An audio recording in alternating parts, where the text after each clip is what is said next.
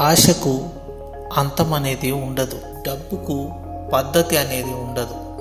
ఈ రెండిటి వెనకాల పరిగెత్తే వాడికి మనశ్శాంతి అనేది ఉండదు. అర్థమైందనుకుంటా.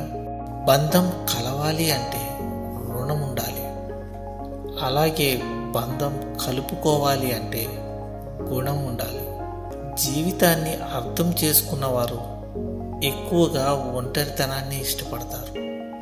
ఎందుకంటే ఈ ప్రపంచంలోకి మనం ఒంటరిగానే వచ్చాం, అలాగే మళ్ళీ ఒంటరిగానే పోతాం అని అర్థం చేసుకొని ఉంటారు. కాబట్టి కష్టం విలువ అలాగే ఇష్టం విలువ ఒకరు చెప్తే తెలిసేవి కావు, స్వయంగా అనుభవించి అనుభూతి చెందితేనే తెలుస్తాయి.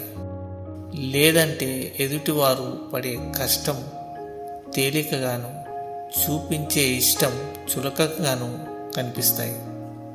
ఎవరినూ నమ్ముకొని ఏదో చేద్దామని ఏదో అయిపోదాం అనుకోకు. ఇది కథ కాదు, జీవితం. నీ కోసం నువ్వు తప్ప ఎవరూ నిలబడరు. అర్థమైందనుకుంటా. మనిషి బ్రతికుండగానే చంపేసే 2 బలమైన ఆయుధాలు: 1 అనుమానం, 2 అవమానం. ఒక తెలివైన వ్యక్తి స్త్రీకి 2 విషయాలను అస్సలు చెప్పడు: అతని నిజమైన భావాలు, అలాగే అతని సమతుల్యత. ఏది శాశ్వతం కాదు.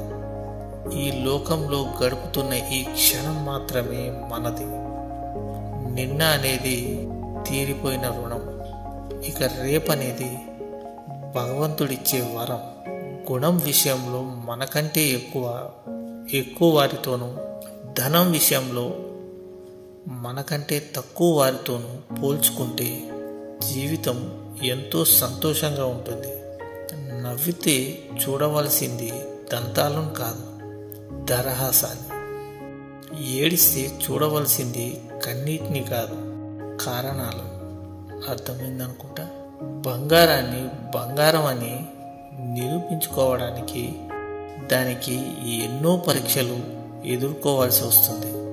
కానీ బొగ్గును బొగ్గు అని చెప్పడానికి ఏ పరీక్ష అవసరం లేదు. మొదటి విజయం తర్వాత ఆ గెలుపు తాలూక ఆనందాన్ని ప్రదర్శించవద్దు. ఎందుకంటే నీ 2వ ప్రయత్నంలో కనుక నువ్వు ఓడిపోతే నీ మొదటి గెలుపుకు కారణం అదృష్టమే అని చెప్పడానికి చాలామంది ఎదురు చూస్తూ ఉంటారు.